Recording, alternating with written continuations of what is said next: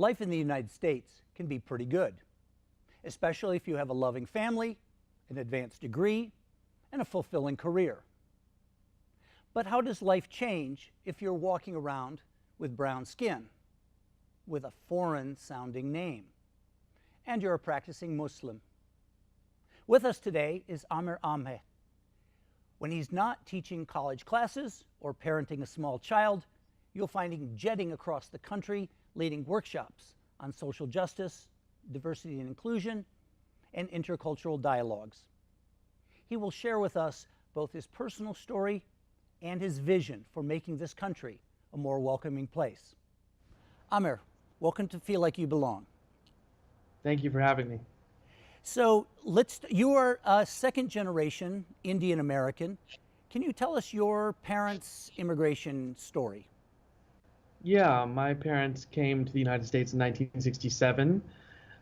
They were able to come to the United States because of changing immigration laws in the United States. There was a time in which you had to be white to immigrate to the United States legally, and that changed in the 1960s.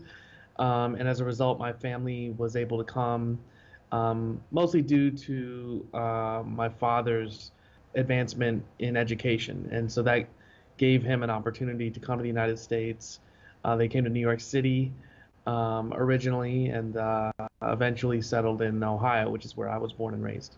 And so you grew up just outside of Dayton, Ohio, correct? Yes, in Springfield, Ohio. I was part of a small immigrant South Asian Muslim community that my family was very much part of kind of forming and creating and building. And that was my primary surrounding environment most of my life growing up. So most of the immigrants, were they in a parallel situation to your parents? Because again, your dad was a practicing cardiologist. Were these mostly professional families? Yeah, in the community that I grew up in, it was mostly professionals. Many were from Pakistan. There were some Indian people in our community, but they usually were Hindu or Christian if they were from India. And so there weren't a lot of Indian Muslims. And that's kind of the result of a lot of Indian Muslims not really having full access to education in India. And so that was a little bit different about our family. There was a couple other Indian Muslim families, but a lot of Pakistanis in the community at the mosque that we attended. And so, in fact, even though you're Indian from a national perspective, you would hang out with Pakistanis because of well, you both speak Urdu. We're the same people. We speak the same language. Yeah. So. Even though Yeah. Hindi and Urdu are really mutually intelligible languages. Yeah, you can understand each other. They're just written differently for the most part. And yeah, so and I think because we were Indian Muslims, we were friends with all different kinds of South Asians because that was kind of connected to my family's background. My father in particular, growing up mostly around Hindus, and so we were relatively pluralistic South Asians. We interacted with people of various backgrounds of South Asian descent, which might not have been the case for everybody else. Sure, sure. Now, growing up in Metro Dayton, you went to a fairly diverse school, but being this sort of foreign brown kid, you were sort of between the white students and the black students. Talk about how that was growing up. Yeah, what I always say is that I went to a high school that was 40% black, 60% white, and I was part of the point whatever percent other. And then of course I was also part of the immigrant community that I grew up in. And when you're Indian, you might know Hindu, Sikh, Christian, and when you're Muslim, you likely will know Arab, African American Muslims, Malaysian maybe, or Somali now these days. And so I didn't realize that I was having a pretty diverse experience in this seemingly ordinary place. And then just definitely moving between black and white people, going into spaces that were predominantly white, that you might not see a lot of black people in those spaces, going into predominantly black spaces, and you might not see a lot of white people in some of those spaces. hearing about perspectives they each had about one another, some of those things being accurate from my perspective, other things not seeming to be very accurate from my perspective. So just moving between these different spaces was just a normal part of my experience. And really, I'm guessing, taught you just a lot of comfort in moving back and forth among those different groups. I would say that it took time to be comfortable with it. I think that definitely when you're in high school, a lot of it is about trying to fit in and trying to be wanting to find a way to be accepted. The big contrast I experienced moving between white and black people was that I felt more accepted by black people. I felt more of a sense of we're not like the dominant culture either. Also, by being Muslim, a lot of African Americans I knew had somebody Muslim in their family or were definitely, it wasn't something that was completely foreign to most of the black people that I met and knew. Whereas with my experience with white people was this more of this expectation that I needed to be more like them to be deemed as relatively more acceptable.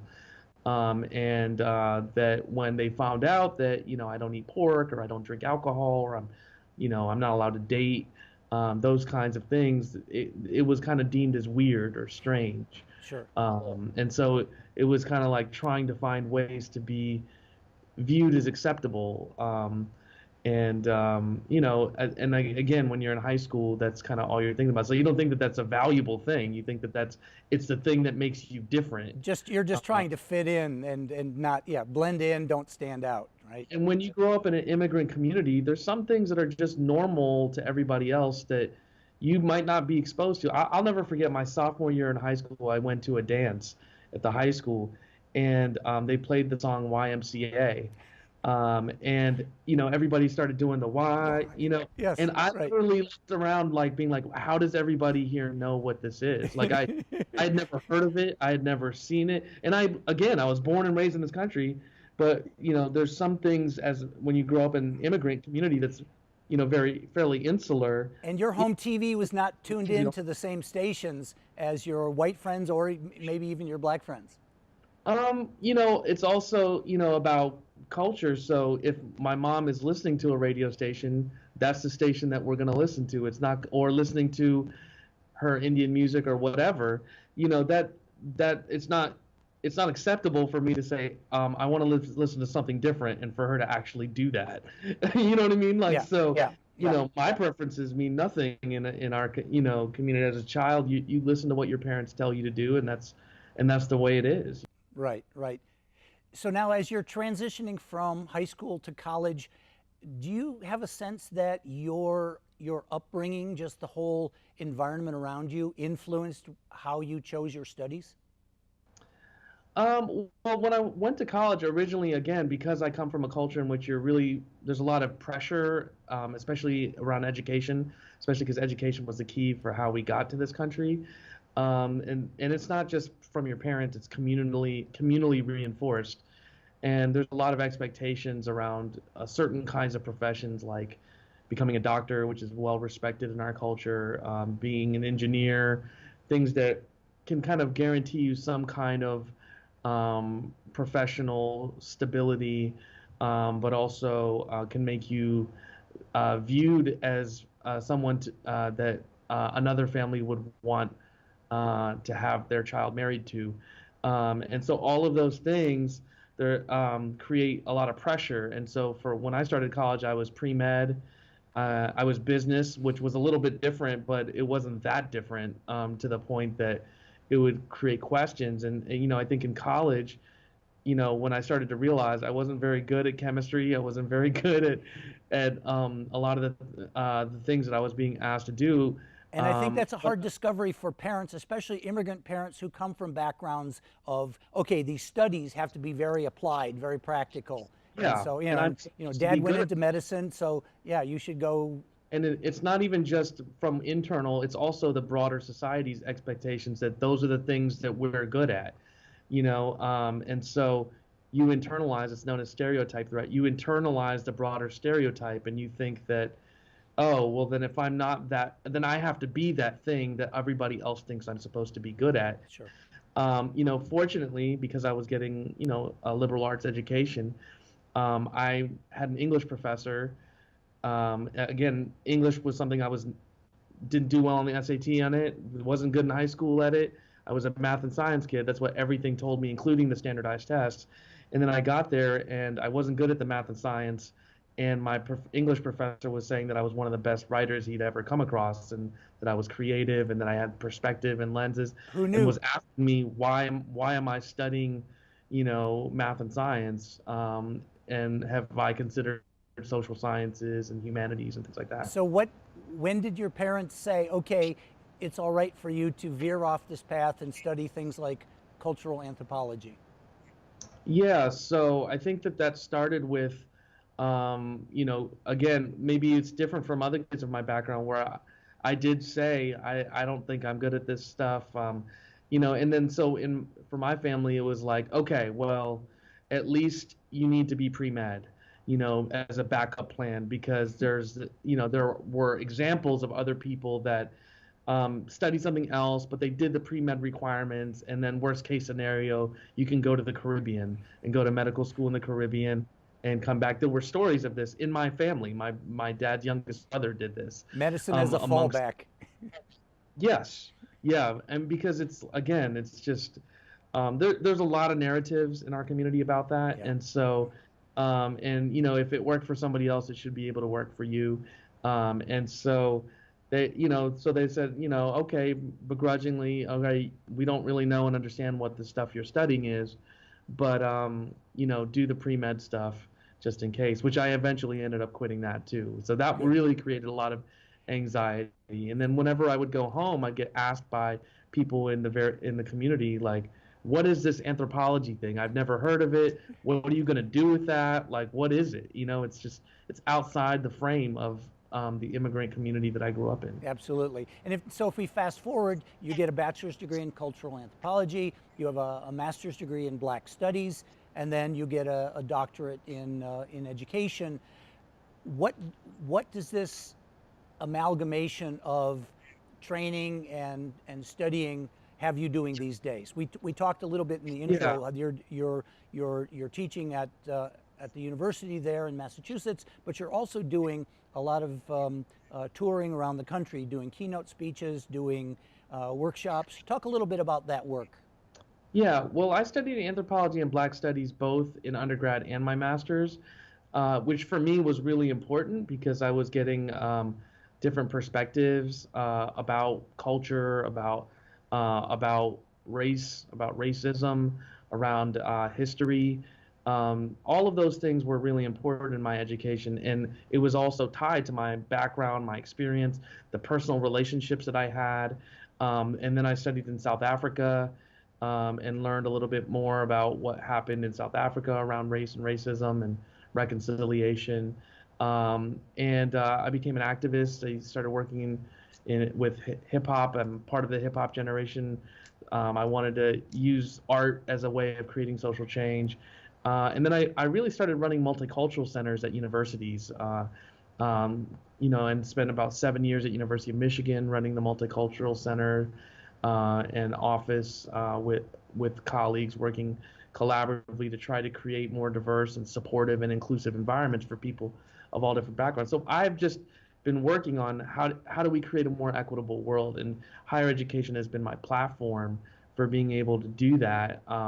So I always say that my job is just one piece of my work, and how do I leverage the access in higher education, the resources to be able to try to help create a more equitable world.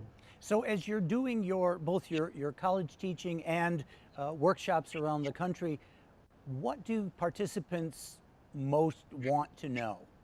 I think it varies depending on who you're working with. I mean, it depends on what kind of on social identities they carry, what region of the country they're in, what profession that they're in.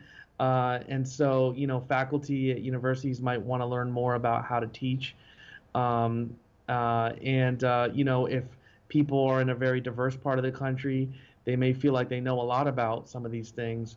And if they're in a more homogenous part of the country where more people are like them, especially if they're part of a lot of dominant groups and Sure. identities, that they may either be resistant to wanting to know or question or challenge, or maybe very curious. and say, hey, I don't have a lot of experiences with people of various backgrounds. Teach me, let me share with me what I need to know and understand, what I'm missing out on, what's limiting my opportunity to connect with folks. And Sure. then there's folks who are deeply marginalized on a number of different levels in various ways, who may be incredibly frustrated with the fact that other people are not aware and are not familiar with their experience. And for Or those folks, I'm guessing your presentations are a breath of fresh air, like, oh, here's somebody who really gets it. it could be. I mean, definitely somebody. Sometimes people are surprised at how familiar I am with Black history and culture Sure. and society, relative for the fact that I'm not Black. Somebody might be surprised at the ways in which I'm going to self-implicate myself around being a man, and a person who benefits in ways that someone who isn't, might not, or as a heterosexual, or whatever. And so to for so some people are not used to seeing people both be able to sit with the fact that I may be marginalized in some ways, but I'm also a beneficiary of certain things. And and when we and, move beyond and the race discussion, when we go beyond white privilege, as you mentioned, there's male privilege, straight privilege, et cetera. I want to go back because our time is drawing short. Um, Mhm. to some extent, you're bringing the breadth of your studies to what you're teaching, but you're also bringing your own personal life stories. And Yeah. ever since 9/11, in 2001, life has shifted in the United States for South Asians, for Muslims, for Arabs. Can you talk briefly about that, and particularly your life and how you experienced some of those Yeah. difficulties? Yeah, I mean, it's fundamentally two different experiences. I can draw a line in my life. I was 21 years old when 9/11 happened, and it's just two different life experiences. Before, it was kind of some of the stuff I talked about earlier. Afterwards, it's definitely a much more hostile experience. Definitely more experiences of racial profiling, and especially when traveling, but not entirely when traveling. Much more suspicion, much more prejudice. Definitely something that is widely experienced in our community in a number of different ways. And of course, just being aware of a lot of stories of discrimination, hate, violence, and of course, the public discourse, the very public ways in which Muslims are articulated as non-American, as a threat to America, which is particularly odd when you're born and raised in the United States. And You're a kid uh, from Dayton, Ohio, and yet, you're being lumped with a group of folks being absolutely demonized, right? that you can't relate to in any way, shape, or form. Right. And I want to move on because again our time is running short. But we were talking a little bit earlier about accommodation, so workplace accommodation and otherwise. Can you talk about a few tips for people who are working with Muslim employees in a predominantly non-Muslim country? Yeah, I mean, it's really important for people to have, the opportunity to fulfill their religious obligations. There's nothing about our schedule or calendar that is oriented in a way that accommodates or automatically whether it's our holidays, whether it's our Friday prayers in the afternoon, having a place to pray that's clean and safe, having permission from our supervisory line to be able to do that, which doesn't take that long. But having food accommodations available, which doesn't just apply to us, but to a lot of groups, and being considerate, not serving pork in catering situations, and having vegetarian options because you might not have halal or kosher available. Right. Things like that. Just being mindful of the fact that there's different kinds of people. Not everybody in your workspace celebrates Christmas, and things like that. And just not to say that that you shouldn't celebrate Christmas, but I don't need to if I don't celebrate it. Right. Just like And you don't need to celebrate my holiday. for And those of that's us from a majority culture, we walk around with the assumption that, oh, everybody is like us because so many of the structures in place, support reinforced. our culture and our traditions. We're gonna have to wrap up, but last question: you are married to a woman of Dominican ancestry, Hmm. and you have a biracial son. What is your hope for his growing up in the 21st century? Yeah, I mean, I'm just trying to work towards creating the world in which he can be who he is, and whatever that is, and not be, limited by what other people may try to tell him he is, and really see himself as having the opportunity to be able to bring out all of his gifts and be able to contribute that and find his purpose through that. And that's what I hope for all children. The opportunity to be who they are and not limited by who everybody else tells them that they are just because they look a certain way or live their life a certain way. Yeah, well, your son is lucky to have such a smart dad advocating for him and in his corner as he goes through what we all do, is because youth is a tumultuous time. But we don't want to wish you best of luck in both your parenting and in your teaching and consulting, because you're doing really important stuff and having vital conversations for this time in our history. Absolutely. Thanks so much. You bet. And thank you for joining us. If you're watching on TV, stay tuned for our following segments on information and humor. If you're watching us on the internet, I hope you will check out our other conversations with the passionate voices who make these United States a more inclusive place.